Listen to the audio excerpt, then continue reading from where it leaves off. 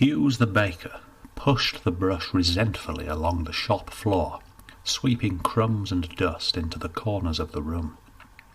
Once or twice the ageing baker strained to grasp a fistful to deposit in the bin, but the exertion so aggravated his arthritis that he soon abandoned that aspect of the sweeping.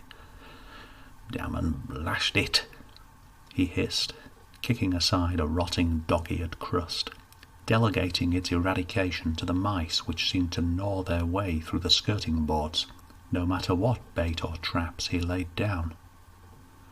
"Oh, I'm buggered," Hughes announced, slumping into the moth-eaten chair behind his cluttered counter. "Hey!" came his wife's hoarse cry from the room beyond, as if she could see through walls and knew her husband had just sat down. "Them floors won't sweep themselves, you know." "I'm bloody buggered, woman. I've not stopped today, I tell you I've not stopped." "Not stopped drinking, I'll wager," put in Mrs. Hughes tartly. "I've not touched a drop," he insisted, throwing up his hands. "You know I haven't. I give up drinking, our Eunice. Packed it in. You know I've packed it in." Dejected, Hughes sat back and felt beneath his chair for the bottle he knew was stashed there, pouring himself a hearty measure of brandy. Ah, yes, he thought, feeling the soft, golden liquid slipping down his throat. This would do the trick. But no sooner had the warm, comforting feeling begun enveloping his body than a customer came sloping in. God damn it, thought Hughes. It was almost 5 to 5.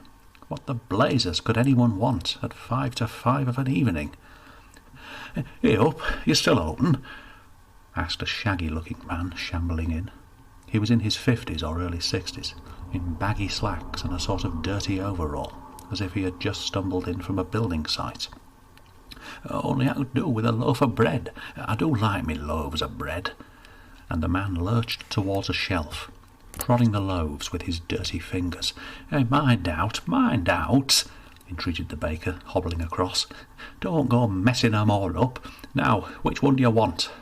"Oh, I can't make up my mind. This one looks nice. They're all the same. Now, which one you after?" Hughes was impatient now, and all but swiped at the customer's hand. All right. Now the man started rustling through his pockets. "How much do you want for it? 8 is it?" "The price is there. Look!" And he tapped the shelf with an irritated finger. "It's a penny. Now have you got that or not?" "Oh, I thought I had it. I could have sworn I had a penny knocking about somewhere." In his befuddlement, he spilled sundry coins all over the shop floor, and in crouching to retrieve them, seemed to cause all the more chaos as he banged into shelves and cabinets, sending loaves and cakes toppling to the ground. Watch it, you clumsy old apeth. Look at the mess you're making. Now just get your bread, pay your penny, and sling your hook." I'm sorry," stammered the man, red-faced. "I thought I had it, but I hadn't. I've only got about 3 farthings. "Then you'll have to make do with about 3 farthings worth of bread," snarled Hughes, fetching a huge knife from behind his counter, grabbing the nearest loaf, and beginning to saw through it with violent relish. "No, wait, I don't want it no more. I've changed my mind." "You've changed your mind now, have you, when you put me to all this ruddy trouble?" As he slammed down the knife, scraps of bread went flying through the shop. The place was a mess, and from the distance he heard the church clock chime for 5. "It's got to last me as this brass. I can't go spending it. I'm poor, you see, and for folk like me there's no excuse for splashing out. That's what they told me down at that court. 'Mr. Hubbard,' they says, 'you ought to stop hankering after what you can't afford.' So that told me. I got myself had up for stealing, lifting bread from a shop down at Halifax. You got yourself done for thieving bread. Right, out!" And he pushed Hubbard to the door. "Go on, clear off, you waste of space." All right, I'm going. There's no need to get rough. I was just passing on my way to Labour Exchange." "At this hour?" "Aye, I thought I'd go check if they had any jobs like. I could do with a job, I could. Only there's none that'd employ us." "What makes you say that?" asked Hughes, with narrowed eyes, like a policeman to a suspect. "There's allers jobs for them what want 'em. No excuse for slouching about on your backside." "Oh, aye, there is that, the man agreed, propping himself up in the shop doorway. "There's plenty of work out there. It's just that—" Here Hubbard sighed, gave a pained, thoughtful look, and fixed his interrogator with self-pitying eyes. "Well, I'd be delighted to do out. Only you've to be good at summat, haven't you, to get a job?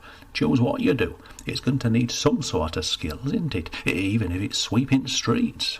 For doing that, you've to be a good—" He rolled his eyes quizzically in search of the right phrase. "Well, good at sweeping. Have all the right techniques for using brush. And I've never been much cop at that lark like. Nor with pulling pints.